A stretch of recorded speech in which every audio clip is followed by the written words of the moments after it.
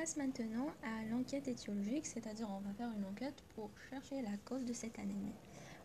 Ça repose sur un interrogatoire minutieux et l'examen clinique. Ensuite, vers la fin, on va faire un examen biologique.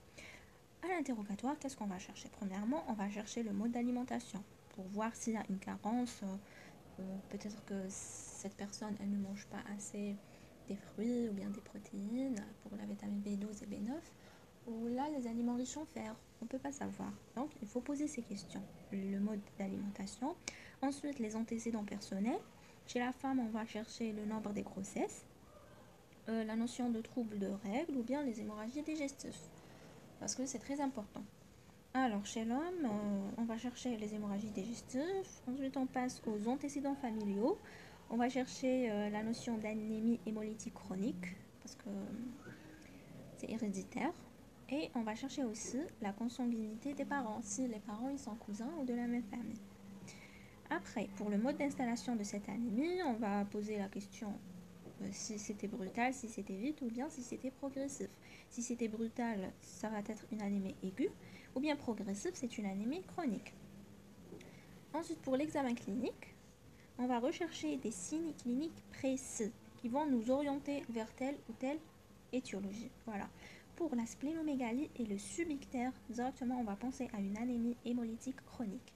Parce qu'à chaque fois, pour elle, la rate, elle va grandir et tout, donc ça va nous faire une splénomégalie. Les douleurs osseuses, c'est les anémies hémolytiques congénitales.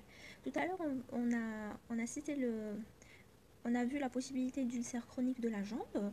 Les anémies hémolytiques congénitales, je vous ai cité la drépanocytose. Et bien là aussi, c'est la drépanocytose. Parce que ça va nous causer des douleurs osseuses et tout et tout. Vous allez voir la clinique l'année prochaine. Voilà. Quand on parle de drépanocytose, c'est une anémie falciforme. Pourquoi?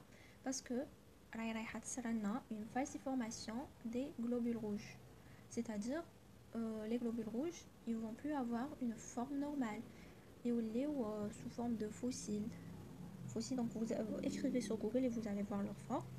Donc ça va être une déformation du globule rouge. Ok, drépanocytose, anémie falciforme, c'est une anémie hémolytique congénitale, d'elle a des douleurs osseuses et tout.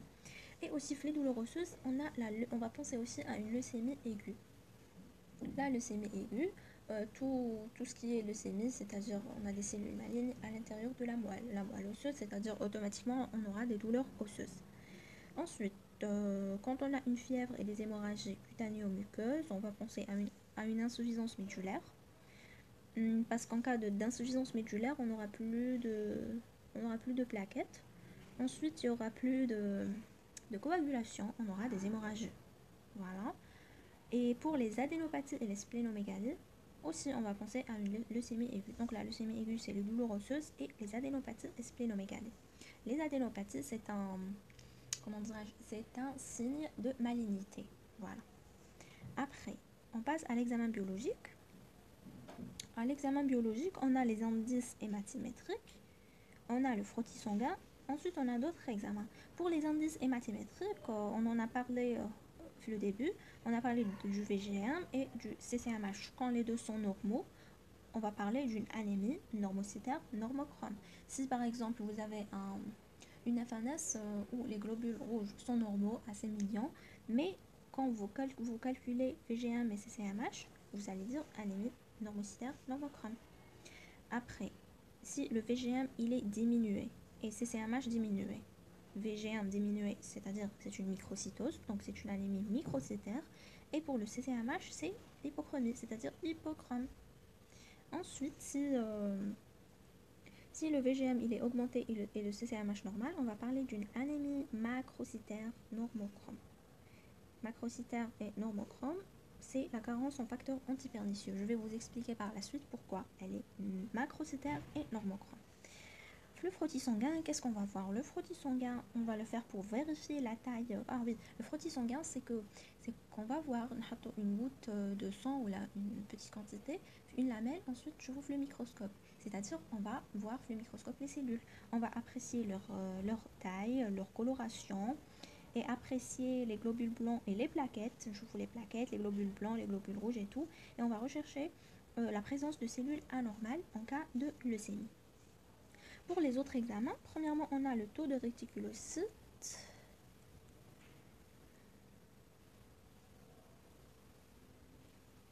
Voilà, premièrement, on a le taux de réticulocytes. Qu'est-ce qu'on va faire avec le taux de réticulocytes? J'ai expliqué dès le début. Le taux de réticulocytes nous permet de voir si cette anémie est régénérative ou arégénérative. Si le taux il est supérieur à 120 000, c'est-à-dire que cette anémie est régénérative, c'est-à-dire que la cause elle est périphérique, il y a la production de globules rouges, voilà, la moelle elle produit les globules rouges, mais si le taux de réticulocytes il est inférieur à 120 000, c'est-à-dire il n'y a pas de production de globules rouges et le problème alors c'est la moelle elle-même. Et il y a quoi ici? Il est compris entre 0,5 et 2%, c'est-à-dire 75 000 par millimètre cube. Voilà, le taux normal de réticulocytes. Ensuite, on va faire le taux de la bilirubine non conjuguée. On va le trouver supérieur à 5 mg par litre si on a une hémolyse pathologique. Et pour le fer sérique, il est normalement de 100 mg sur 100 ml. Il est bas en cas de carence martiale. Tout ce qui est martial, ça veut dire le fer. Normalement, vous connaissez ça. On l'a vu en biochimie en deuxième année. Voilà. Ensuite, dans certains cas, on va faire une électrophorèse de l'hémoglobine. Parce que l'hémoglobine, elle est formée de 4 protéines. On va pas rentrer dans les détails, mais il y a l'hémoglobine A, l'hémoglobine A2, l'hémoglobine F. Donc, je fais le problème. Il s'appelle l'électrophorèse de protéines. Ensuite, dans certains cas, les MDLO, le myélogramme. Myélogramme, c'est quoi? C'est-à-dire qu'on va introduire un trocar, une aiguille à l'intérieur de la moelle et je suis un chauffe-eau. Il y a quoi? Les cellules et tout. Donc maintenant, on va voir les différentes causes des anémies. On commence avec l'anémie post-hémorragique. Ah oui, pour les anémies aiguës, on a l'anémie post-hémorragique et l'anémie hémolytique aiguë. Les deux, c'est aigu. Et pour les anémies chroniques, on a l'anémie par carence en fer, c'est chronique, c'est qui le fer, avec le temps, il y en a une carence, donc c'est chronique. C'est la même chose pour l'anémie par carence en facteur antipernicieux, et c'est la même chose pour l'anémie hémolytique chronique. Voilà, c'est chronique. Et on a une anémie au cours de la leucémie aiguë. Voilà, tout ce qui est tumoral, il est chronique, il est progressif, il dit doucement, doucement. Alors, pour l'anémie post-hémorragique, on va la voir dans des hémorragies digestives, c'est la cause la plus fréquente. On va trouver cliniquement un tableau de choc hémorragique. Polypnée, les extrémités sont froides, une agitation, le pouls il est rapide, petit et filant, et il y aura une oligurie. Adoma, c'est le choc hémorragique. Donc, l'anémie post-hémorragique, sa cause principale, c'est les hémorragies digestives. Biologiquement, les premières heures, les taux normaux, mais après, il y aura leur baisse. Voilà. Donc, premièrement, l'hémoglobine, l'hématocrite, le nombre de globules rouges, ils sont normaux. Mais par la suite, on aura une anomalie. Ensuite, pour l'anémie hémolytique aiguë, on a diverses causes. La plus fréquente, c'est les accidents transfusionnels. Tu as le système ABO. Quelqu'un rando le A et le B. Et c'est un choc. C'est un accident transfusionnel. Donc c'est une anémie hémolytique aiguë. Directement, les anticorps, ils se refont les antigènes, les globules rouges et tout. Voilà, pas comme chez ça. Du coup, cliniquement, on aura des douleurs lombaires, une fièvre, tendance au collapsus, c'est-à-dire qu'on va trouver des urines rouges, porto ou sélecto, voilà, dû à l'hémoglobinurie. Donc, l'anémie hémolytique aiguë, principalement les accidents transfusionnels ABO.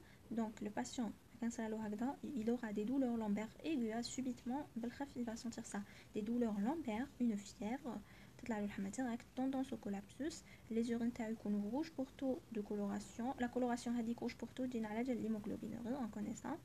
Et l'examen clinique au lendemain, il va trouver un ictère. Donc le lendemain, il aura un ictère. Mais directement. Ok, biologiquement, on va trouver une anémie associée à une hémoglobinurie. On a compris ça?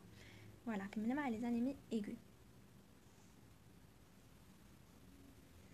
On passe maintenant aux anémies chroniques. Premièrement, on a l'anémie par carence en fer. La principale cause, c'est les hémorragies digestives ou bien les hémorragies génitales chez la femme. principalement en cas de métrorragie. Les métrorragies, c'est-à-dire que cette femme, elle va avoir des pertes sanguines en dehors de son cycle, en dehors de ses règles à l'état normal. Cliniquement, on aura une dyspnée, le patient il est dyspnéique, il a des palpitations, l'hypothémie, des signes cardiovasculaires selon l'importance. Ensuite, biologiquement, qu'est-ce qu'on va trouver? Une anémie de type microcytaire hypochrome avec hyposidérémie, une diminution du fer.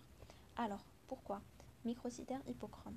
Et qu'on a le fer, il est important pour la synthèse, pour l'érythropoïèse. Au CHD, son rôle dans l'érythropoïèse, c'est la production de l'hémoglobine.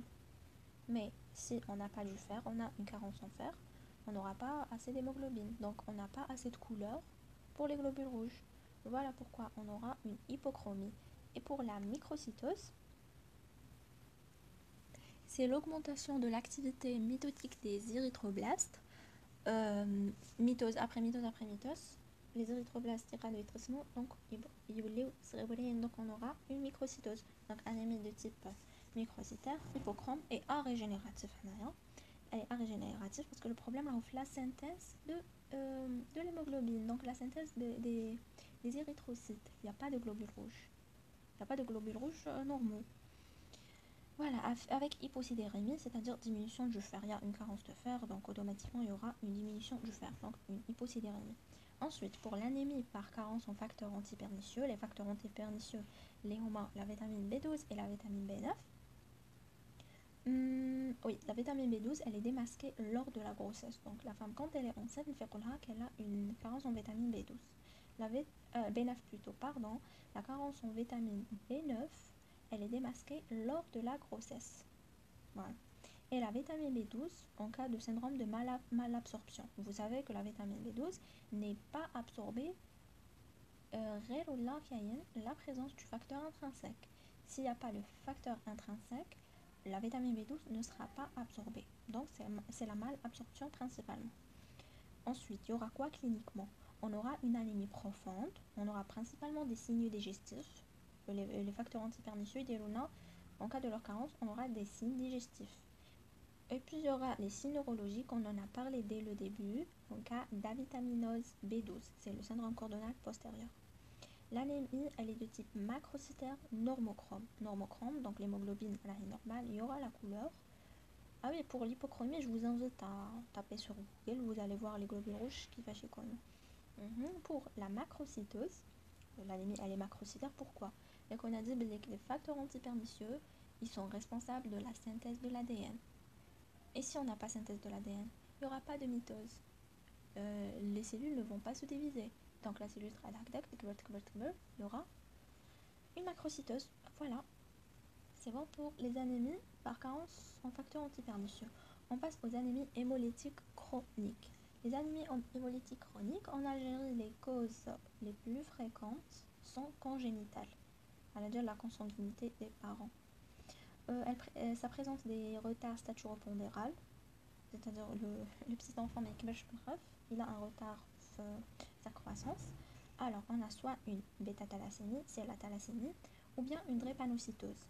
Principalement, la thalassémie, le patient, le petit enfant avec, de 4 ans ou là, il a un faciès mongoloïde, c'est-à-dire une dysmorphie crânio-faciale, enfin, c'est-à-dire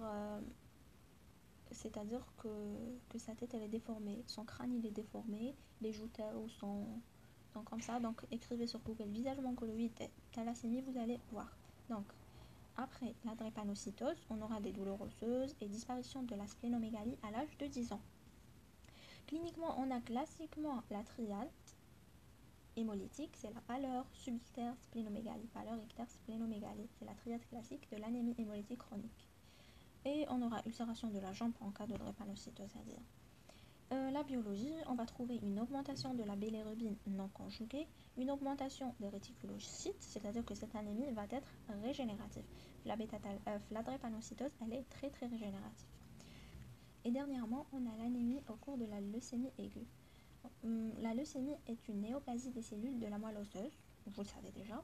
Alors, on aura une association d'une pâleur, une fièvre et un syndrome hémorragique, des douleurs osseuses, des adénopathies et une splénomégalie. هذه l'association تاع l'anémie la leucémie. Et quand on trouve adénopathie splénomégalie douloureuse, c'est tumoral, c'est un syndrome tumoral. Ensuite, le syndrome anémique, vous connaissez la pâleur, syndrome hémorragique, etc. Et la fièvre surtout. Et biologiquement, le frottis sanguin, il va mettre en évidence les cellules malignes. Et le myélogramme, est-ce qu'on va trouver la ponction médulaire, c'est-à-dire à l'intérieur de l'os, on va trouver une pancytopénie, c'est-à-dire il n'y aura pas de production des cellules sanguines. Kamel pancytopénie, c'est-à-dire on a plus de deux lignées, les rahm haptain. On a soit plus de deux, c'est-à-dire soit globules rouges, plaquettes, hadou deux, donc on a les globules blancs. Maintenant on va parler hadou tlata haptain, c'est une pancytopénie. Et voilà, c'est la fin de ce cours, j'espère que ça a été. Et bon courage à tous. Je vous invite en fait de faire après ce cours une relecture où là vous faites le cahier de sémiologie, il était parfait, bien organisé, et faire aussi les QCM de Soraya Ayoub, ils sont trop bien. Et bonne chance.